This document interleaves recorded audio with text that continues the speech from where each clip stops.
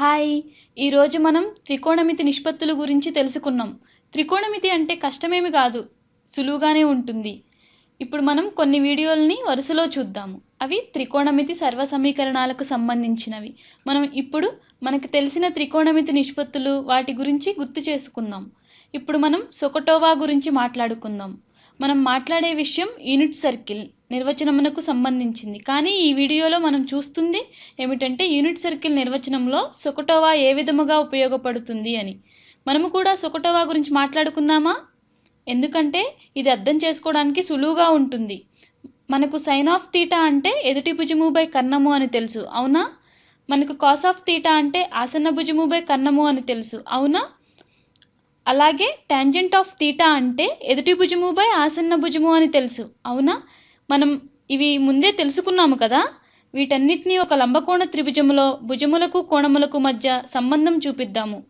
దీనిని యూనిట్ సర్కిల్తో కూడా చర్చిద్దాము. అప్పుడు మనకి సులువుగా అర్థమవుతుంది. ఇప్పుడు మనం sine of theta, cos of theta, tangent of theta మధ్య సంబంధం తెలుసుకుందాము. ఇది మన లంబకోణ త్రిభుజము. దీనిని తీటా అని అనుకుందాం. ఇది కర్ణము.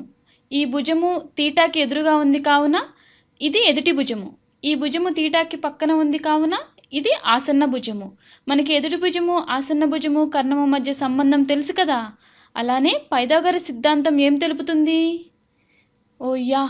కర్ణము స్క్వేర్ ఈజ్ ఈక్వల్ టు ఎదుటి భుజము స్క్వేర్ ప్లస్ ఆసన్న భుజము స్క్వేర్. అంటే మనము A square plus O square is equal to కర్ణము స్క్వేర్ అని రాయవచ్చు, అవునా? అంతేకాక ఇది ఒక సమీకరణము మాత్రమే. కావాలనుకుంటే ఇరువైపులా హెచ్ స్క్వేర్తో భాగించవచ్చు. అప్పుడు ఏం వస్తుంది? A square by H square plus O square by H square is equal to 1 అవుతుంది, అవునా? దీనిని తిరిగి ఈ విధముగా రాయవచ్చు, తెలుసు కదా మీకు కూడా. A by H whole square plus O by H whole square is equal to 1. ఇది దేనినైనా గుర్తుకు తెస్తుందా? ఇది ఏ ఓవర్ హెచ్, ఇది ఓ ఓవర్ హెచ్. ఇప్పుడు మనము ప్రతిక్షేపించినతో ఇది కాస్ ఆఫ్ తీటా స్క్వేర్డ్. మనము కాస్ని ఇలా రాస్తాము. అన్నిటినీ కలిపి కూడా కుండలీకరణాలు అంటే పెరాంథసిస్ పెట్టి స్క్వేర్ చేయవచ్చు. కానీ ఇలాంటి సంకేతాలు మనం ఎక్కువగా వాడుతాము.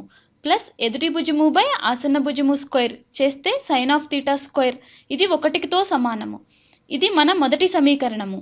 మనకి సైన్ ఆఫ్ తీటా తెలిస్తే కాస్ ఆఫ్ తీటా తెలుసుకోవడం సులువు కాదంటారా? మీరు ఈ సమీకరణాన్ని పూరించవచ్చు. మనము సైన్ ఆఫ్ తీటా విలువ 1/2 అనుకుంటే కాస్ ఆఫ్ తీటా విలువ ఎంత కాస్ ఆఫ్ తీటా విలువ? మనకి తెలుసు సైన్ ఆఫ్ తీటా విలువ 1/2. కాస్ ఆఫ్ తీటా విలువ మనం తెలుసుకోవడం సులువు కదా. Cos of theta squared plus sign of theta squared is equal to 1. అంటే cos of theta square plus 1/2 square is equal to 1. Cos of theta squared plus 1/4 is equal to 1. Cos of theta squared is equal to 1 minus 1/4 is equal to 3/4. ఇరువైపులా వర్గములు తీసివేసినచో ఏమి వస్తుంది? 3/4 యొక్క వర్గమూలము route 3/2. ఈ విలువ మనకి 30, 60, 90 త్రికోణమితి మీద కనిపించును. ఇదంతా త్రికోణమితి సర్వ సమీకరణాల sine of square plus cos square is equal to 1 యొక్క ఉపయోగాలు వివరించుటకు మీకు చెప్పబడినది. ఈ సమీకరణాల మీదనే మరికొంచెం చర్చించుకుందామా? ఈ నిష్పత్తులు ఉపయోగిస్తూ ఇంకా ఏమైనా తెలుసుకోవచ్చా? అది ఏదైనా సమీకరణాల గురించే. Sine square plus cos square is equal to 1 అని మనకు తెలుసు. మనం ఇప్పుడు ఒక పని చేద్దాం.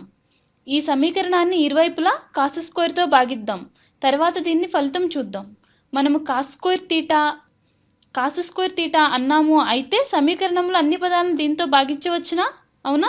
అయితే భాగించుదాం. కొసైన్ స్క్వేర్ తీటా ఇప్పుడు మనం sine square theta by cosine square తీటాని ఏమంటారు? ఇది ఈ విధముగా కూడా రాయవచ్చు. ఏ విధముగా?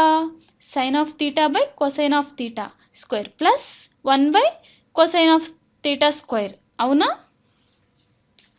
అంటే ఇక్కడ ఒకటే కాబట్టి అది అలానే రాయడం జరిగింది. ఇప్పుడు sine of theta by cosine of theta ఎంత? ఇంతకుముందే చదువుకున్నాం అనుకుంటా కదా మనం. చెప్పండి ఎంత? అదే tangent of theta. Tan theta ఒకవేళ ఇంతకుముందు దీని గురించి నేర్చుకోకుండా ఉంటే ఈ విధంగా ఆలోచిద్దాం. సైన్ అంటే ఎదుటి భుజము బై కర్ణము, అవునా? ఎదుటి భుజము బై కర్ణము. కొసైన్ అంటే ఆసన్న భుజము బై కర్ణము. అంటే ఇది ఎదురు భుజము, ఇది ఆసన్న భుజము, ఇది కర్ణము. ఎదురు భుజము బై కర్ణము ఇంటూ ఆసన్న భుజము బై కర్ణము. భిన్నముతో భాగించడం తెలుసు కదా మీకు, పరస్పరం ఎలా గుణించాలో. ఇక్కడ కూడా ఇదే చేయబడింది. అప్పుడు ఇది ఎదురు భుజము బై ఆసన్న భుజము అవుతుంది. అవునా? ఈ విధముగా sine of theta by cosine of theta అని టాంజెంట్ ఆఫ్ థీటా అని అంటాము. కావున tangent square theta plus 1 = 1 by cosine square theta. ఇప్పుడు మీకు ఒక కొత్త త్రికోణమితి నిష్పత్తిని పరిచయం చేయబోతున్నాను. అదేమిటంటే 1 బై కొసైన్ థీటా. కావున 1 బై కొసైన్ థీటా మొత్తాన్ని సంగ్రహించి చివరన మరొకసారి వివరిస్తాను. అయోమయం లేకుండా ఉంది కదా? 1 బై కొసైన్ థీటాని సీకెంట్ థీటా అని కూడా అంటారు. ఇది ఒక వేరే సూత్రముగా నిష్పత్తి అవునా? సీకెంట్ థీటా అంటే ఆసన్న భుజము బై కర్ణము కాకుండా ఇది కర్ణము బై ఆసన్న భుజము అవుతుంది. అవునా? ఇది 1 బై కొసైన్ థీటా మాత్రమే. దీంట్లో వింతేమీ లేదు. ఇది సీకెంట్ థీటా. కావున 1 by cosine square theta = secant square theta. మొదట్లో మీకు కష్టంగా ఉండవచ్చు, ఎందుకంటే మీకు కొత్త కొత్త పదాలను పరిచయం చేస్తున్నాను కదా. కానీ ఒక్కసారి మీకు అలవాటైతే సులువుగా ఉంటుంది, అర్థమవుతుంది, కొత్తగా అనిపించదు. అవును కదా?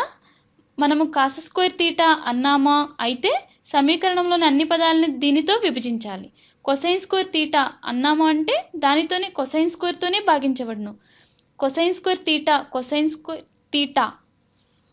ఇప్పుడు మనం వేరొక త్రికోణమితి సమీకరణాల గురించి తెలుసుకుందాం. నేను ఇది ఇంతకుముందు నేర్పించినట్టు నాకు గుర్తులేదు. దీన్ని ఒక త్రికోణమితి సర్వేక్ సమీకరణంలాగా చూడవచ్చు. కనిపించడానికి ఇది నిర్వచనంలాగా అనిపించినా ఒకవేళ నేను ఇదివరకే చెయ్యకపోతే మీకు తెలుసు కదా, sine of theta by cos of theta = tangent of theta అని. చూసారా? దీని రుజువు ఇక్కడ ఉంది. నన్ను మీకు ఇంకా కొత్త కొత్త విషయాలు చెప్పనివ్వండి. ఒకవేళ ఇది కష్టముగా అనిపిస్తే మీరు దీన్ని తిరిగి చదువుకోవచ్చు. బహుశా అప్పుడు అర్థమవుతుందేమో. ఇక్కడ ఉన్నవి అన్నీ చెరిపేద్దాం. మనం ఇప్పటి వరకు ఏం చదువుకున్నాము? మనం ఏం తెలుసుకున్నాము అంటే sine square theta plus cos square theta = 1 అని తెలుసుకున్నాము. Tangent square theta plus 1 = secant థీటాతో సమానం అని తెలుసుకున్నాము. ఇక్కడ దీని యొక్క నిర్వచనం చూద్దాము. సీకెంట్ ఆఫ్ థీటాని మర్చిపోయాను. ఇక్కడ secant square of theta, secant of theta 1 by cosine of థీటాతో సమానము. ఇది మీరు బాగా గుర్తుంచుకోవాలి. ఏమిటంటే సీకెంట్ అనేది 1 బై కొసైన్ అని. మీరు 1 బై సైన్ ఆఫ్ థీటా ఏమిటి అని ఆశ్చర్యపడుతున్నారా? అయితే 1 బై సైన్ ఆఫ్ థీటాని కొసీకెంట్ థీటా అంటారు. క్లుప్తముగా కొసెక్ థీటా అంటారు. అలానే 1 బై టాంజెంట్ ఏమని పిలుస్తారు? ఆలోచించండి. కో టాంజెంట్ అని అంటారు. క్లుప్తముగా కాట్ థీటా అంటారు. ఇవన్నీ మీరు గుర్తుంచుకోవాలి, మర్చిపోవద్దు సుమా.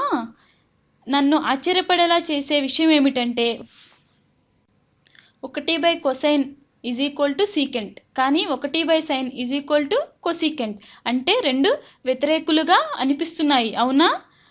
1 బై సైన్లో కో ఉంది, కానీ 1 బై కొసైన్లో కో లేదు. ఇది మీకు గుర్తుంచుకోవడంలో ఉపయోగపడుతుంది. అవును కదా? మీకు చెప్పాలనుకున్నది ఇప్పటి వరకు ఇంతే. ముందు ఇంకా మీకు మరికొన్ని త్రికోణమితి సర్వ సమీకరణాల గురించి తెలుపుతాను.